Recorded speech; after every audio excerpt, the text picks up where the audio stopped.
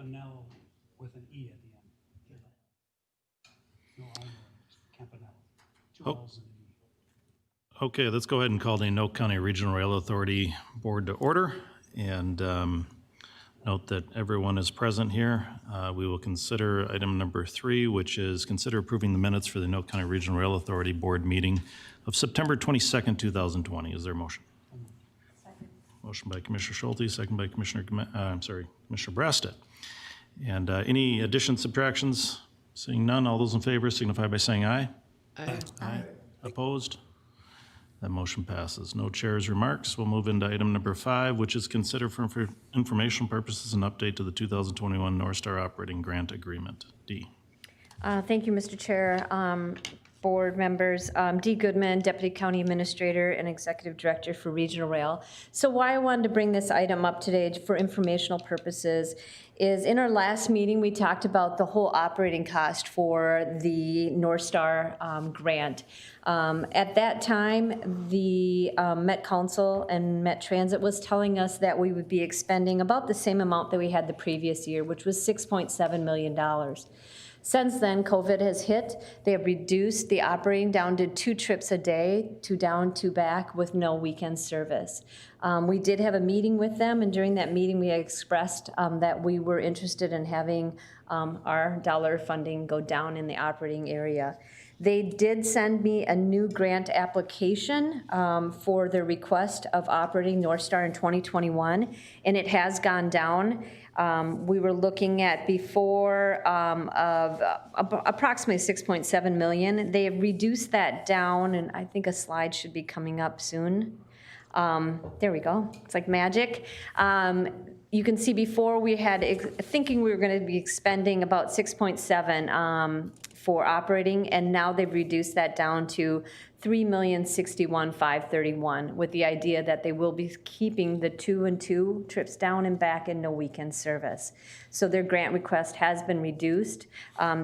Our budget is basically formed around this. Our 2 biggest payments in our budget is this operating cost as well as then our levy payment. So that's really the basis of our budget. So I wanted to bring this before you so you knew that in December when I come forward, I will be looking at the budget and proposing a new amount in there.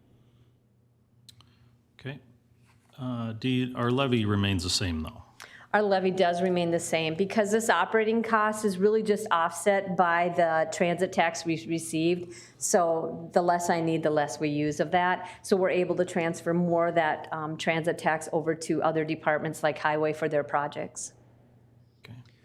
Questions, Commissioner Schulte? Mr. Chair, we still need to work with Met Council. We've had a meeting with them. We need to have another one. I mean, this is truly, by their admission, a 95% reduction in ridership, a massive reduction in service levels because of that, and yet they're still requiring 50% of the payment. It's untenable right now. We need to get them to figure out how we're going to do this and become economically viable. Okay. Commissioner Gamache. Thank you, Mr. Chair. D, they have 2 trains. You mentioned Right. one down and one back?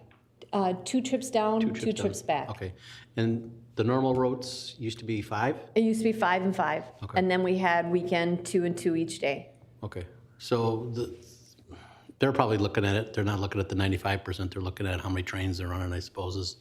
So they've about cut it in half. It's a little bit more than half. A little more than half. Yes, yeah. Okay. Yeah. Commissioner Brasted. Thanks, Mr. Chair. Dean, what have we seen for ridership numbers over the last few months? Those ridership numbers have gone almost down to 0. We're basically, maybe we're lucky if there's 30 to 40 people riding down in one day and riding back. But about a month ago, we were at 60 with the extension and the increase. I just got the numbers yesterday, and we're closer to the 50, 40 mark of how many people are actually riding it. So there's basically nobody on the train. Mr. Chair. Commissioner Schulte. Yeah, currently the subsidy remains at about $1,000 per rider per way, each way. So if somebody rides it down in the morning and back in the afternoon, that's a $2,000 subsidy to that rider. I understand Metropolitan Council's desire to make sure that the train stays viable post-COVID, when we get the vaccine and people fill it up again. But even on its best day, it was failing miserably for ridership, by their own admission. They will be the ones to tell you that. I don't have to be the one to tell you that. So it's, I think it's incumbent upon us to lean on the Metropolitan Council to make the right decision and stem the blood loss. $2,000 per rider to get to and from Minneapolis from Coon Rapids. That doesn't make any sense. That makes absolutely no sense. Commissioner Reinert? Besides more conversation and what verbal pressure we could possibly use, are there any other options we have beyond that? Legal? Mr. Chair, Commissioner Schulte? I won't speak for the attorney, but I will say that the pressure we can place on them is by not paying our share and wait till they sue us. Then it gets legal. Yeah, and I mean, I want to be a partner to them. I want to continue. We partner with them on so many things, whether it's parks, affordable housing, transit. We partner with them on a lot of things. And I want to be a good partner, but they got to reciprocate. They got to do what's right. They got to do something that makes sense. Paying a Coon Rapids rider or a Ramsey rider $2,000 to ride back and forth to Minneapolis doesn't make sense. Dee, I don't recall from the conversations we've had on the phone with them, but are they saying that the operation in North Star, of course, is done by BNSF, and are they saying that BNSF is not adjusting their contracts at all for less, operational time essentially on the tracks, or less management, or less engineers, or less whatever less BNSF might have? Are they saying that BNSF is not reducing their costs and therefore they have kind of fixed costs? Yeah, so we did kind of try to pin them down on that. We didn't get a great answer back if BNSF was not being a partner. They had noted that the insurance payment was almost, I believe, $2 million. That was a huge amount that they could do nothing about. They needed to have insurance on the line. But it sounded like they have been in talks with BNSF, but nothing has moved in adjusting the contracts or doing anything like that. So, Tony, question for you. We have essentially a contract that was entered into by prior boards to operate the North Star line with the Met Council. Met Council, of course, is owner and operator, but it was based on a delivery of service, essentially. We agreed to X amount of $1 million for X amount of trips. And there's now a 95% reduction in that. Again, not a decision we made. That's a decision that they made. So, in your opinion, is there, I'm not sure that you're fully versed on the contract today as we speak, but in your opinion, is there some basis through which we have grounds for saying we need a 95% reduction based on the fact that we're paying for service? We're not paying a bond, so to speak. We're paying for service, and there's no service rendered, or there's significantly, catastrophically less than what was originally agreed to. I'm trying to be sensitive here. I mean, I'm thankful for their reduction, but again, I think that if there's unanswered questions as far as, what are your fixed costs, and are you really reducing what you need to be reducing as far as your funding partners are concerned? Anoka County, of course, has a lion's share of this operating cost, again agreed to by other commissioners, than any of the other funding partners. I think Hennepin County has about 1.9 million maybe, or less, could be lower. And they stand to benefit the greatest, and we're supposed to have the highest ridership, but we don't have the highest ridership. That's actually coming from Big Lake and Elk River and Sherburne County areas. So again, it's something that I don't necessarily want to put you on the spot to answer questions today because you probably need to review some of these contracts. But I know a lot of contracts we get into have boilerplate 30-day out type of clauses. I'm sure that this one was probably written a little tighter than that. But I think that we would have to have some sort of basis for saying that we are paying for service is not being given to the extent that we agreed to. And while we're thankful for this reduction, it's not quite there yet. Mr. Chair, I'd certainly have to take a look at the contract, see how it's worded. I would feel much more comfortable after review of that and then having discussions with this board, probably more in an attorney-client sort of fashion rather than a public meeting, so. Okay, so if it's agreeable to this board, then I would like to have that done, and then we can further discuss what non-payment options may look like, and what that might commit us to legally based on the requirements of the contract that we signed. Commissioner Meisner.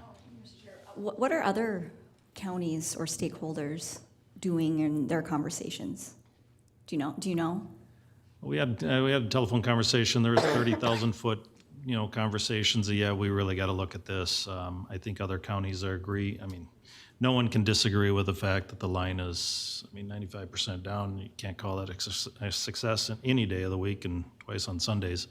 So it's, I think every other funding partner, including some that would be to the north of us that advocated continuously regardless of cost, are even coming to the table and saying this is bad. So we can be optimistic of what the future looks like, and I think the Commissioner of Transportation was optimistic of what the future may look like, but we're not in the future. And we don't have no guarantees of what that future looks like. So I think we need to take steps now, and we need to revisit those steps in the future. And I think every commissioner that, at least that I heard from our funding partners, there was no one in disagreement on that. That's my opinion of that conversation. Commissioner Reiner. So I'm hearing that you'd like to have a meeting with our attorney in a client fashion. And so I just think we need to decide, what we're going to do with this in the future, what we want to do with this in the future. Because it only makes sense if it returns better than it was from the numbers that I've seen. I'm sorry? It only makes sense to continue this if it returns better than it was, because I don't think it ever really was equitable for us, right? So I think kind of a big picture, first you have to decide what do we want to do with this, and then I think negotiate and figure out the path. Commissioner Meisner, then Commissioner Schulte. Oh, thank you, Mr. Chair. And I'm still trying to honestly wrap my mind around this whole thing. But big picture, we're committed, we're obligated, right? Because of federal commitments and that kind of thing with North Star. No? Well, there's a cause and effect kind of a thing for everything we do. So I think that's probably probably a closed door meeting that we want to have. Yeah, I think we're in a new world right now as far as what commitments mean, federally speaking. Generally speaking, if you took federal money, you need to operate it for so many years, or you have to return the federal money. Right. I think the federal money was $100 million or some Yeah, odd figure. Mm-hmm. I think every single transit line out there is bleeding out pretty hard everywhere across the nation. So what that means for federal commitment, I'm not sure, and I guess we would probably need better definition from our Minnesota delegation and better definition from Elaine Chow's office to say, we understand the situation, and either yes, we're allowing forgiveness, or no, we're not allowing forgiveness. So we'd need that clarification. Commissioner Schulte. I really just want to comment that, the Met Council determines whether this line runs or not. We could say tomorrow, legally or otherwise, we're done. We're not paying anymore. This doesn't make sense. You're bleeding. We're not going to do this. And they could still choose to run it. They just got to find a way to fund it, whether that's with state dollars, with Met Council dollars, with taking it from buses, however they choose to do it. But we don't ever get to shut this line down. We have no control over shutting this line down. And then that's important for people to know. If North Star is mothballed tomorrow, Anoka County didn't do that. That's the Metropolitan Council that makes that decision, not us. I won't say that I wouldn't be advocating for it, because right now paying somebody $2,000 a day to ride back and forth to Minneapolis is not something I advocate. The other issue that a lot of people don't think about when Commissioner Reinert referred to it coming back better, coming back to where it was is unlikely in the near future with the reputational hit Minneapolis has taken with their police department, the riots, the unrest, the civil unrest in Minneapolis. So even when we're done with COVID-19, we're not sure big businesses are going back and filling those towers. And we're pretty sure most people are going to work from home if they can. Even in Anoka County, we're advocating, if you can work from home and it makes sense, let's keep doing it. So I'm not sure that train's going to fill up to the capacity it was anytime soon. And so I do have real concerns about its long-term success. And I think Met Council needs to hit it on the head sooner rather than later. We've met months ago now, and I've just not heard back from them, and I'm anxious to hear back from them. So I said this all before, and I don't like to keep repeating myself, so I will turn it back to you, Mr. Chair. Well, I think this is an interesting time, and whether it's yesterday's meeting we had talking about resets and rethinking kind of where we're at and where we go forward going into the future. I think this is an opportunity for a reset as well. I mean, initially the information, the TIMS report that was generated on the North Star line indicated that we were going to have the largest by far ridership. The prevailing thought was that the closer you are to Minneapolis, the more people will be riding. And so therefore, Anoka County being the closest, Fridley would be the busiest station. Then it would be Coon Rapids, then it would be Anoka, then and so far. And all the way out, it would kind of dwindle. Well, in fact, the reality is the exact opposite happened, right? Which kind of makes a little sense from the standpoint that if you're driving 45 minutes out and you're hitting 6 to 10 bottlenecks along the way, more than likely you're going to jump the train and come on through. And those that are essentially living in Fridley on the doorstep of Minneapolis are just going to jump a bus and be in there in minutes. And so that's precisely what's happened. But the funding formula for the operating cost was derived based on that model of ridership, which was completely 100% wrong. And that's why Anoka County is paying the lion's share. And so my suggestion is that we take this opportunity to revisit funding scenarios and to fairly attribute funding costs to those counties that are most benefiting from it, and to kind of get away from the subsidy model, if you will. Anoka County subsidizing everyone else. And that's I think, a fair way of looking at things and should be considered. And wouldn't it be nice if somebody else paid for everything? So hopefully that can be part of our discussion, certainly, with the Met Council as we're moving forward. I'm sure that none of the other funding partners are going to be active participants in that discussion. But I think this is at least affords the opportunity to start looking at that and evaluating that contract. I think it's a reasonable request. Aside from that, so this is for informational purposes. It is. Do we need to, County Attorney, should we take a motion to direct staff, or is staff just, do we need to take an official? Mr. Chair, I don't think you need a motion for this.